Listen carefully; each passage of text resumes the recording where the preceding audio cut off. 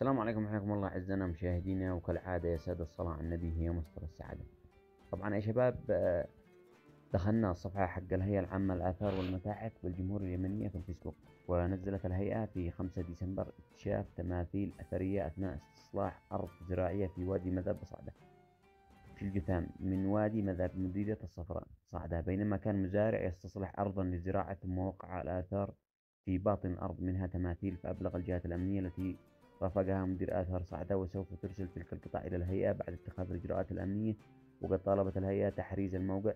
كان النزول ليلا مما أثر على وضوح الصور. طبعا يا شباب، كما أمامكم هذه الصور، طبعا تماثيل قديمة جدا جدا جدا، هذه قدر عمرها بآلاف السنين. هذا يا شباب الاكتشاف يعد نادر جدا، وكما تشوفوا في الصورة هذه التماثيل تعد مهمة جدا، واكتشاف جديد لحضارة قديمة وعريقة كانت في منطقة صعدة الأثرية. واكتشف هذا المواطن حيث كان يستصلح الأرض الزراعية، يعني كان بيحفر الأرض الزراعية، فوجد هذه الأصنام التي تحكي عن حضارة قديمة كانت في منطقة صعدة. حتى يا شباب، نلقاكم في فيديو قادم.